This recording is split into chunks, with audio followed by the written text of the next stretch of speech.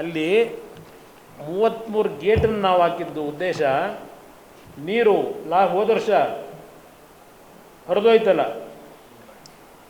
ಗೇಟ್ಗಳು ಮುರಿದೋಗಿ ರೈತರಿಗೆ ಬೆಳೆ ಬೆಳೀಲಿಕ್ಕೆ ಆಗಲಿಲ್ಲ. ನಮ್ಮ ರೈತರಿಗೆ ಕರ್ನಾಟಕದಲ್ಲಿ ನೀರು ಹೋಗಿದ್ದು ಪಕ್ಕದ ರಾಜ್ಯಗಳಿಗೆ. ನಮ್ಮ ರೈತರಿಗೆ ನೀವು ನೀರು ಕೊಡೋಕ್ಕೆ ಆಗಲಿಲ್ಲ ಭತ್ತ ಬೆಳೀಲಿಕ್ಕೆ. ಅದಕ್ಕೋಸ್ಕರಲೇ ರೈತರು ಗಲಾಟೆ ಮಾಡಿ ಮೊದಲು ಗೇಟ್ ಹಾಕ್ತಿರೋ ಇಲ್ವೋ ಅಂತೇಳಿ ದೊಡ್ಡ ಗಲಾಟೆ ರೈತರು ನಡೆದ ನಂತರ ಗೇಟ್ ಹಾಕಿದ್ರಿ. ಗೇಟ್ ಬೇಕಿತ್ತು, ಹಾಕಲೇಬೇಕಿತ್ತಲ್ಲ. ಈಗ ಅಲ್ಲಿ ನೀವೇನೇ ತೀರ್ಮಾನ ಮಾಡಿದ್ರು ತುಂಗಭದ್ರಾ ನೀರಿನ ಹಂಚಿಕೆ ಬೋರ್ಡ್ ಇದೆಯಲ್ಲ, ಅವರ ಹತ್ರ ಏನು ಚರ್ಚೆಗಳು ಮಾಡಿದ್ದೀರಿ?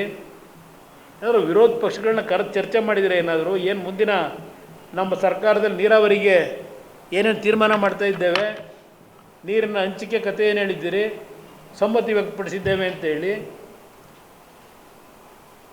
ಇಲ್ಲಿ ಇರ್ತಕ್ಕಂಥ ವಾಸ್ತವಾಂಶ ಏನು? ಎಷ್ಟು ದಿನ ಸುಳ್ಳು ಹೇಳ್ಕೊಂಡು ತಿರುಗ್ತೀರಿ? ಇರ್ತಕ್ಕಂಥ ವಾಸ್ತವಾಂಶ ಹೇಳಬೇಕಲ್ಲ ನೀವು. ಯಾತಿಗೆ ಸಮ್ಮತಿ ಕೊಟ್ಟಿದ್ದೀರಿ? ಪಕ್ಕದ ರಾಜ್ಯಗಳಿಗೆ ಸಲೀಸಾಗಿ ನೀರು ಬಿಟ್ಟುಗಳಿಂದ ಸಮ್ಮತಿ ಕೊಟ್ಟಿದ್ದೀರಾ? ನಮ್ಮ ರಾಜ್ಯಕ್ಕೆ ಏನು ಮಾಡ್ತೀರಿ? ನಮ್ಮ ರಾಜ್ಯದ ರೈತರಿಗೆ ಏನು ಮಾಡಿದ್ದೀರಿ ನಿಮ್ಮದು? ಪದೇ ಪದೇ ಅಲ್ಲೆಲ್ಲೋ ನಾನು ಹೋಗಿ ಅದೇಂಥದ್ದು 5 ಬಾರಿ ಮೀಟಿಂಗ್ ಮಾಡಿದೆ,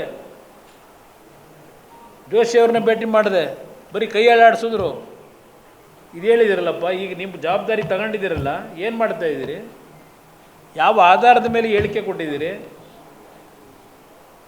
ನಿಮಗೆ ಮಾಹಿತಿ ನಿಮ್ಮ ಹತ್ರ ಇಲ್ಲದೆ ಇದ್ದೀರಿ. ಯಾಕೆಂದರೆ ಇದು ಬೆಂಗಳೂರು ರಿಯಲ್ ಎಸ್ಟೇಟ್ ಮಾಡ್ದಂಗಲ್ಲ. ಈ ನೀರನ್ನ ಹಂಚಿಕೆ ಮಾಡೋದು ಬೆಂಗಳೂರು ರಿಯಲ್ ಎಸ್ಟೇಟ್ ದಂಧೆನಲ್ಲಿ ಎಕ್ಸ್ಪೀರಿಯನ್ಸ್ ಇದೆಯಲ್ಲ, ಆ ಎಕ್ಸ್ಪೀರಿಯನ್ಸ್ ಇಲ್ಲೂ ವರ್ಕೌಟ್ ಆಗಲ್ಲ.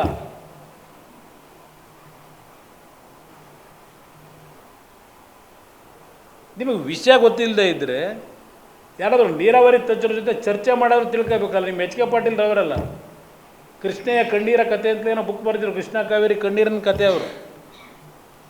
ಅವ್ರನ್ನಾದ್ರೂ ಕೇಳಿ ತಿಳ್ಕೋಬೇಕೋ ಮೇಡು ಏನಿದೆ ಅಂತ ಪರಿಸ್ಥಿತಿ. ಸುಮ್ಮನೆ ಒಂದು ಜಾಲಿ ಟ್ರಿಪ್ಪ ಇದು ಹೋಗಿರೋದು 2 ದಿವಸ ಉತ್ತರ ಕರ್ನಾಟಕಕ್ಕೆ ಜಾಲಿ ಟ್ರಿಪ್ಪು. ಏನು ಸಂದೇಶ ಕೊಟ್ಟು ಬಂದಿದ್ದೀರಿ? ಏನೋ ಕುಡಿಯೋ ನೀರಿಗೆ 1 ಕೋಟಿ ಕೊಟ್ಬಿಡ್ತಾರಂತೆ. ಏನು ಆ್ಯಕ್ಷನ್ ಪ್ಲ್ಯಾನ್ ಮಾಡಿದ್ದೀರಾ? ಏನು ಮಾಡಿದ್ದೀರಿ? ಯಾವ ಆಧಾರದ ಮೇಲೆ 1 ಕೋಟಿಯಿಂದ ತೀರ್ಮಾನ ಮಾಡಿದಿರಿ? ಯಾರು ನಿಮಗೆ ಮಾಹಿತಿ ಕೊಟ್ಟಿರೋದು ಇಷ್ಟು ಬೇಕಿದೆ ದುಡ್ಡು ಅಂತ ಹೇಳಿ? ಎಲ್ಲಾದರೂ ಹೋಗಲಿ ತಾಲೂಕು ವೈಸು ಡಿಸ್ಟಿಕ್ ವೈಸು ಮಾಹಿತಿಗಳು ಸಂಗ್ರಹ ಮಾಡಿದ್ದೀರಾ? ಏನೇನು ಪರಿಸ್ಥಿತಿ ಇದೆ ಅಂತೇಳಿ ಆ ಗುಳೆ ಹೋಗ್ತಿರೋ ಜನಗಳದ್ದು ಬರೆದಿದ್ದೀರಿ ನೀವು ಮಾಧ್ಯಮ ಸ್ನೇಹಿತರು. ಇವತ್ತು ಏನು ಅವ್ರ ಪರಿಸ್ಥಿತಿಗಳೇನಾಗಬೇಕು? ಇದ್ರ ಬಗ್ಗೆ ಏನು ಆ್ಯಕ್ಷನ್ ತಗೊಂಡಿದ್ದೀರಿ? ಮಾತು ಕೇಂದ್ರ ಸರ್ಕಾರ ಹೇಳ್ಬೇಡಿ. ನಾನು 2 ಬಾರಿ ಅಧಿಕಾರ ನಡೆಸಿದ್ದೀನಿ. ರಾಜ್ಯದಲ್ಲಿ ಸಮಸ್ಯೆ ಬಂದಾಗ ರಾಜ್ಯದಲ್ಲಿ ನಮ್ಮ ನಾಡಿನ ಜನತೆಯ ಹಣ ವೆಚ್ಚ ಮಾಡಿ ಅಂಥ ಸಂದರ್ಭದಲ್ಲಿ ನಾವು ರೈತರ ಪರವಾಗಿ ನಿಂತು ನಂತರ ಕೇಂದ್ರ ಸರ್ಕಾರದ ಮುಂದೆ ನಾವು ಮನವಿ ಸಲ್ಲಿಸಿದ್ದೀವಿ. ಅದರಿಂದ ಇವತ್ತು ಯಾತಿಗೆ ನಾನು ಇದನ್ನು ಹೇಳ್ತಾ ಇದ್ದೀನಿ ಅಂದರೆ, ಕೃಷ್ಣ ಗೋದಾವರಿ ನಿಮ್ಮ ಕಾವೇರಿ ಲಿಂಕ್ ಇದೆಯಲ್ಲ, ಕಾವೇರಿ ಏನು ನಮಗೇನು ಸಿಗಲ್ಲ.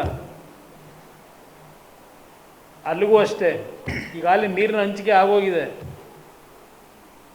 ಗೋದಾವರಿಗೆ ನೀರನ್ನ ನರ್ಮದಾ ನದಿಯಿಂದ ಹಂಚಿಕೆ ಆಗಿದ್ದಲ್ಲ ಛತ್ತೀಸ್ಗಢದು. ಅಲ್ಲಿ ಏನೇನು ಹೇಳಿಕೆ ಕೊಟ್ಟವ್ರೆ, ಏನು ಮಾಡಿದಾರೆ ತೀರ್ಮಾನ, ನಿಮ್ಮ ಇಂಜಿನಿಯರ್ ಹತ್ರ ಚರ್ಚೆ ಮಾಡಿ ಏನೇನಾಗಿದೆ ನಿಮ್ಮ ಹತ್ರ ಮಾಹಿತಿ ಇಲ್ಲದೆ ಇದೆ. ಇದನ್ನು ಜನಗಳ ಮುಂದೆ ಈ ರೀತಿ ಹೇಳಿ ನಗುಪಾಟ್ಲಿಗೆ ಈಡಾಗಬೇಡಿ.